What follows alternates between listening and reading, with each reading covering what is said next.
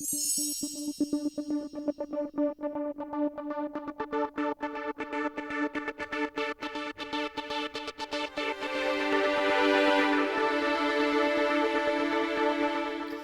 to our special week looking back on the past 2 years of COVID-19 today. I'm Jin Chun. Thanks so much for joining us on our final day of our 4-part series, COVID-19 Reflections. Each day this week, we've had the privilege of talking with key figures within the city, sharing insightful stories and experiences during 2 of the most difficult years of our lives. On today's show, we talk with Torrance City Manager Aram Chaparyan about the leadership in Torrance, the city's efforts to continue to provide the highest quality of service, and what's on the horizon for Torrance. Here's City Cable's Christine Lee with more on COVID-19 reflections.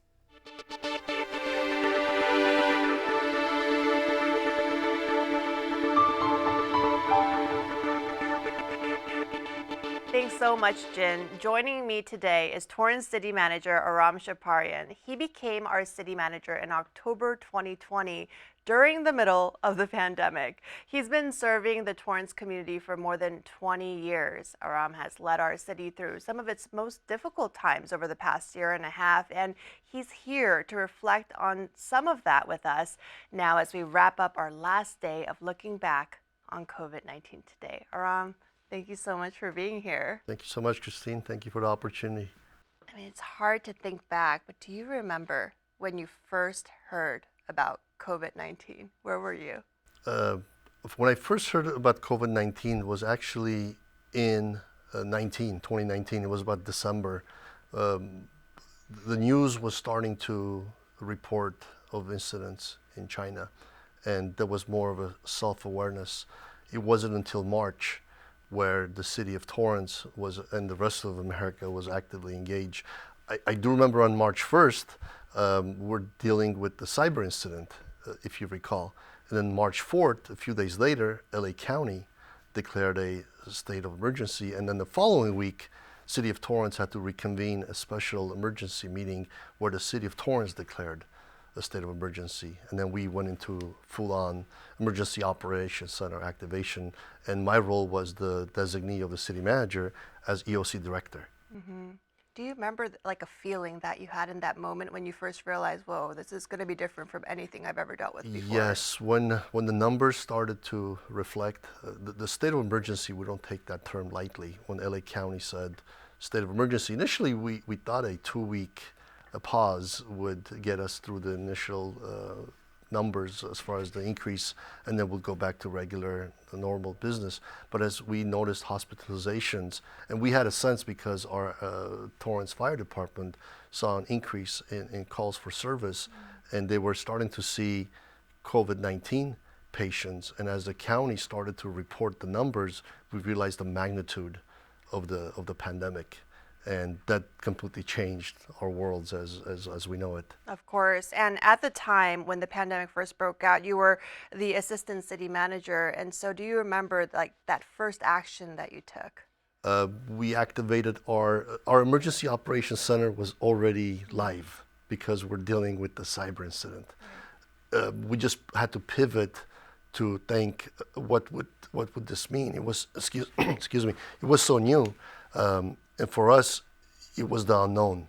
But because we had a hands-on management approach to responding to emergencies, we were able to stand up the EOC on a 24-hour basis, starting with the daily check-ins in the morning, in the afternoon. We also had A shift and B shift. City of Torrance had 24-hour, 7 days a week coverage. With all departments. There was my backup in the city manager's office. We also had designees in each of the departments where we were on the ready to respond. And as the pandemic progressed, we're able to initiate the programs, the services, work from home, telecommuting, alternate shift schedules, literally maintaining social distancing to make sure that we continue to operate. One fact that I can share, compared to some other cities, City of Torrance never shut down. I remember that. To this day, our permit center was closed for, I think, no more than a week. Our farmers market was operational within a week. and all employees, given they were dealing with all their personal obligations with childcare, family members who may have been experiencing COVID symptoms and illness, including death, everyone could, and we were having our employees coming down with being testing COVID positive. So we had to ensure employee safety, community safety, and while operating the day-to-day of providing essential services. I remember that. It was quite impressive that we were just able to continue on. And, Leroy Jackson was getting ready to retire during this critical time. And I know he's really helped to shape you, right, to be who you are today. And now, has his leadership helped you as you transitioned into taking over his duties and just during a time that could be considered one of the most chaotic and difficult for our city? Sure. I'd like to reflect back on that transition. One of the, I brought a couple of show and tell items, mementos. One I shall share, and Mr. Jackson will appreciate this. He shared with me a conductor's baton, and he said, being a city manager is like being the conductor in an orchestra, which your role is really to lead and support the team and making sure we carry on the vision of the council. As I was walking over, I realized while I do have that conductor role, I feel my job the last 2 years has been more of a DJ at an electronic dance festival while conducting, spinning the turntable. What Mr. Jackson and his predecessors, including our former Assistant City Manager, Mayor Giordano, brought was a sense of stability and process and an ability to pivot while always having focus on public service and instilling those values in me and the rest of our executive and management team. Every single city employee, that time in your career when you realize this is a calling and not a job, I think we all came to that realization, and that's because our fundamental leadership was based on service. And to this day, I keep reminding the organization and myself that we're here to serve the citizens, while our well-being and the well-being of our families is a balancing reality. We, as public employees, it's incumbent on us to, there's almost 150,000 residents that rely on us for essential services. There are over 1,200 employees that are part of the city operation, notwithstanding our seasonal recurrent. It's the collection of our businesses, of our partners, of our employees, employers, the visitors. While it was a collective effort that helped us in managing the pandemic response. But credit to Mr. Jackson for really entrusting his team.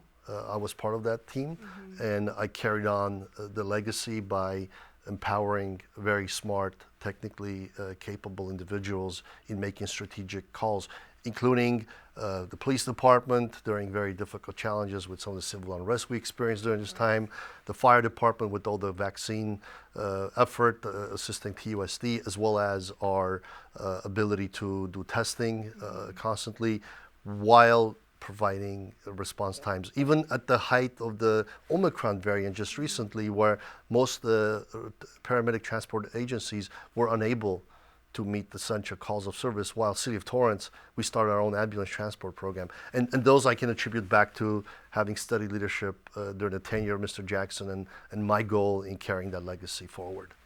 That's great. And, Leroy shared with us in depth about key programs, that came about throughout 2020 to help community members, especially those who are at higher risk of severe illness, groceries, vaccinations, things you've mentioned. When Leroy left in October, what was that like to step into a role where your predecessor was so loved and ingrained in the city's history, and then to continue to lead the city with about 150,000 people, you said, it had to have been a lot of pressure.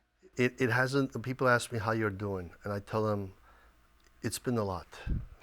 That's an understatement. It's overwhelming at times. This is not a job, and I think most of us, we take this as a calling, as pure service to our core, wanting to help others. I have a family. I have concerns. Obviously, I sat down. One of the things I did is literally, there's a card here. I sent the notices to all of our It's here. Sorry, it's my little thank you. It's a city manager note. This is City Hall and our mission on the other side. You can't imagine how many condolence and sympathy cards I wrote to our employees who were experiencing loss in their own personal lives. Not all about COVID, but just the sheer magnitude. While I also saw a baby being born outside of my window, this is, I don't know if the camera can pick it up, but this is our ambulance team responding to a call right in front of City Hall. That's the realization that life goes on. But for me, I was surrounded by a very strong leadership team. I'm just one piece, and a very supportive mayor and council, and a community that really took to heart all of the warnings and the regulations as far as masking, social distancing, and supporting our efforts and coming together to help each other out. We even put a care packet, and I brought some of those items at the height of the pandemic. We wanted to make sure our employees felt that they were safe and their families were safe. While they couldn't obtain their basic toiletries or sanitation items, we were able to secure some Lysol, Clorox, including some of the hand sanitizer. And this one has my name because that was assigned to my office. And for at cost, again, this is not a gift of public funds, but at cost, we had employees purchase these small toiletries and even toilet paper, which was at the height of not being available. It's been a lot. I know I try to oversimplify it, but it's also been a gratifying experience because while dealing with COVID, as our community knows, we've experienced significant budget challenges. We've had significant challenges in the police department with some of our misconduct investigations. We also dealt with civil unrest. While dealing with all those factors, obviously we're now in the midst of the war in Ukraine, inflation, gas prices, $6 a gallon. We haven't had a stop, but I feel the organization has been able to stay true to our mission of service and rally behind the community. And I think Torrance is destined for a sustained path of success. Absolutely, absolutely. And you know, one division of the city manager's office is the cable and community relations, and that includes us right here at Torrance City Cable. If you can't believe it, this is our 465th show here in our studio.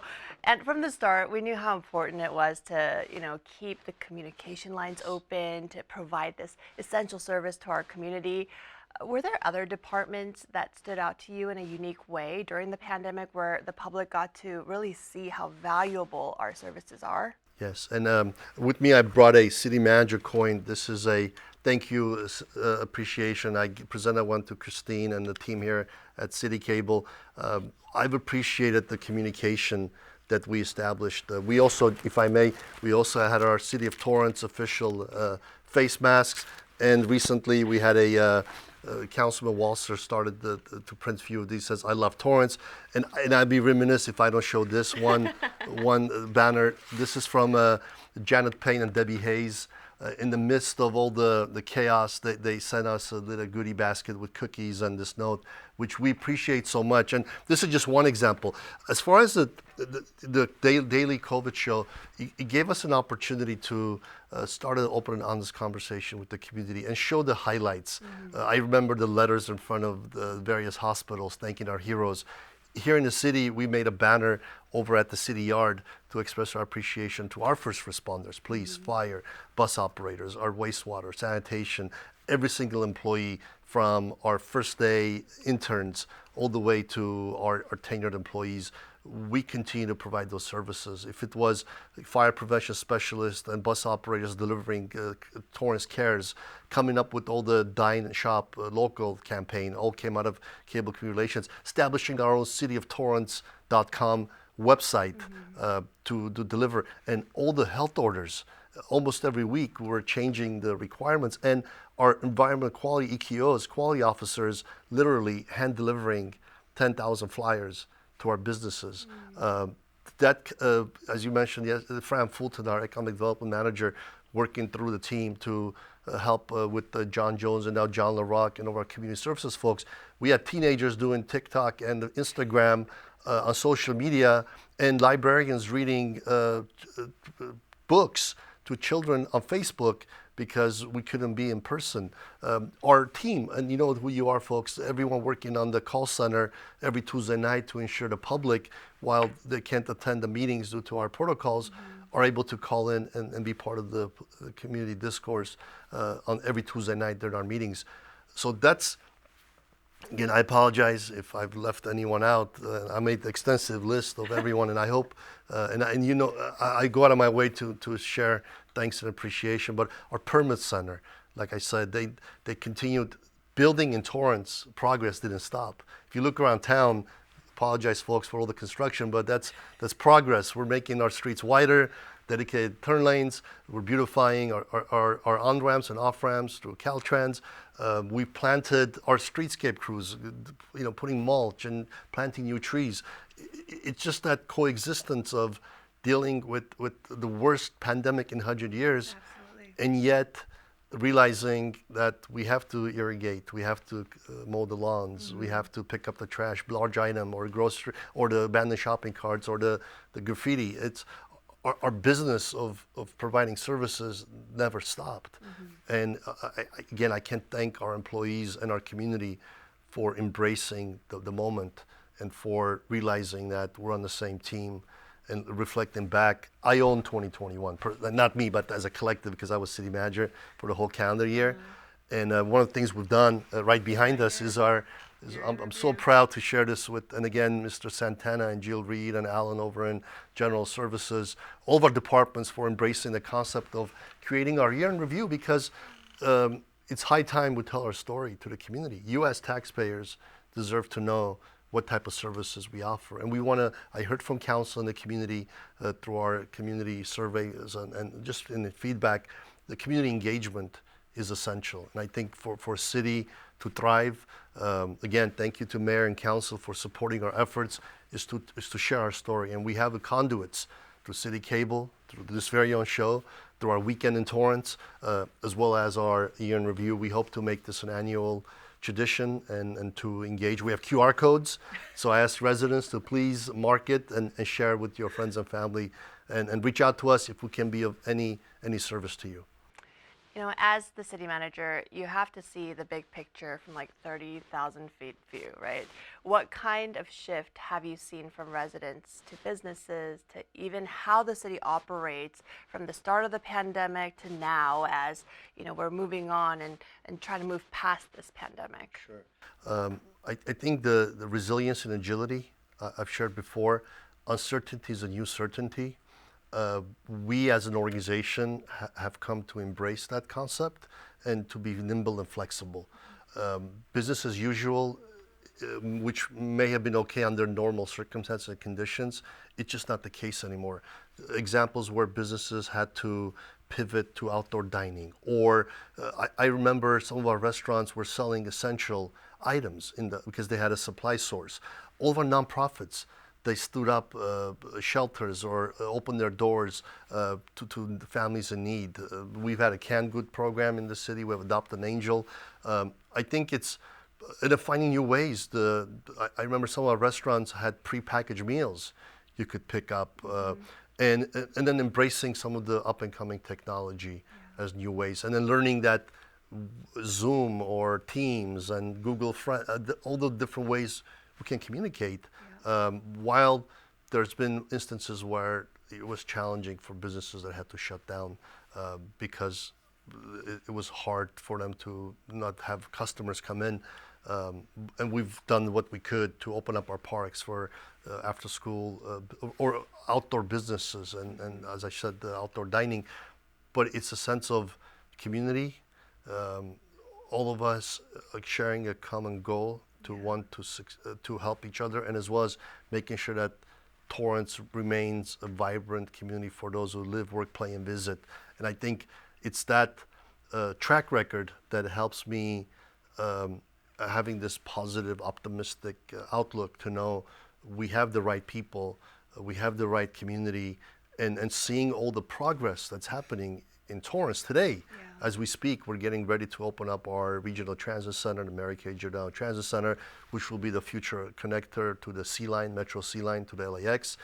We are going to start bus service from Torrance to Florence, which will connect us to the SoFi and Intuit. At the same time, we have significant projects in the city as we speak. So I'm excited for the future, the downtown revitalization. We're looking at potential housing corridor opportunities. Torrance is destined for sustained success, and this collective experience has given us the comfort and the confidence to know that if you can function in the conditions of a global pandemic and continue to survive and thrive, you're very well positioned as an agency in the community. As you're talking about just community efforts and just reflecting back, I just kept thinking about all of the Torrance Care stories that we've been covering on COVID-19 today. And I know you're one of our most you're one of our most loyal viewers, and we appreciate that. And I mean, is that really getting to the heartbeat of what our city was like, during the pandemic, is little ways that community members have been stepping up and doing something that they don't have to do just to show that they truly care. And I mean, that was a favorite part of COVID-19 today for me. Was that for you as well? Yes, it's even to this day when I do, and I share all the Torrance stories. I'm a cheerleader for Torrance, so any chance I get to share content through my professional and personal networks, I always use the hashtag Torrance Cares. I think Torrance Cares, with Torrance cared prior to the pandemic, Torrance cares now, and Torrance will care for the future. And that's just the collective of the sentiment of our community. It's the sense of belonging, it's the sense of wanting to give more than self. And if we can collectively contribute, then it's not just one individual's contributions, it's the collective. And I think we've, again, if there's any takeaway from this very horrific experience, it's the reassurance that there's good people, and we all want to help. And in Torrance, I think it's been amplified by the small gesture, someone calling and saying, there's a little boy, his birthday's coming up, could you have the sanitation truck honk? Or we're celebrating a veteran's 100th birthday, can the police and fire station? Or the Little League went to the World Series, can we have a parade in the midst of a pandemic, which we did. And even honoring our hometown heroes through our banner program, while we couldn't have our annual Armed Forces Day parade, we were able to honor through videos and tribute, and even our veterans. Fortunately, we were able to have our last year, the 4th of July fireworks celebration, which was a good opportunity for the community to rally and even to get a distraction from where we are. But I'm really appreciative of, again, Torrance Cares, Torrance Advantage is another tagline we've used, and then Why Torrance. And I think these are all collections, and they were part of different campaigns, but I think Torrance Cares really encapsulates the totality of our response. Yeah, and even within our departments as well in the city, I feel like, I've heard from many different people for the first time, we've gotten to know each other, truly because of this experience that bonded us all. And going forward, I'm hoping that can continue on. And on that note, what is next? What's next for Torrance? Next is an election, June 7th. That's a significant election in Torrance. We'll be voting for mayor as well as council members for districts 1, 3, and 5, as well as a city treasurer and a city clerk. So that's the reality. What's next for Torrance is putting us on a financial footing for sustained success. I brought with me our annual budget. I encourage all residents to follow us on City Cable as we start our budget workshops. We also have information on our website regarding pensions and explaining how the pensions work. I know the community's been, again, that's part of the community engagement. What's next for us is to build on the momentum of making sure that Torrance is financially viable as a balanced budget. We hire essential workers in our police and fire services, as well as across the departments, that we run an efficient operation that's reflective of the constraints that we have to finish some of these projects. One of the ones I wanted to mention is the Galaxy Sports Complex. We had the opportunity to rally the community when the initial lease expired, and now we're getting ready to have the grand opening. That's, again, a community jewel, an asset. It's really to maintain health and safety of our community, create environment where businesses can thrive, and that's having a safe, secure community and all the amenities and the cleanliness that Torrance residents and business visitors have come to appreciate. And then to make sure that folks know City Hall, your staff, your staff, we're responsive to your needs, and we continue to address individuals experiencing homelessness. That's been a significant concern in the community, and then making sure that Torrance stays vibrant community for generations to come. There's still so much to do, and There I is. mean, I'm I can't wait to see next year's year in review. Well, yes, and then even just looking at this table, you know, I got super nostalgic when you first like put them down, because, you know, this says, you know, why we're here. Yeah, and I do have one more thing to share. Everybody's probably seen this. This is the self-COVID test we had to. And then the last one I'll leave you with is I ended up, because staring at the screen all day, for the first time in my life, started wearing eyeglasses, which helps me see things much more clearly. But Me too. And right? I have LASIK, which is the sad part. Yeah, and I have to wear the glasses. But Yes. no, it's been quite the experience. Yeah. Do you think you're going to be back to being a conductor again, or do you think that you're still going to be DJing for a I little think bit? both. I think again, it's back to Mr. Jackson's steady leadership and instilling in us a sense of readiness. And I think we wear multiple hats in our everyday lives. I'll keep conducting with the wonderful ensemble of city staff and the support of our council and the community, while always ready to put that DJ, headset on and ready for any chaos. If we can collectively survive pandemic, I hope this is the height of any unexpected collective experience that we have. Yes. Anything else you'd like to add or share? No, thank you for this opportunity. Thank you to our community. Thank you to our council, to our business community, all of our employees. I hope this experience is behind us.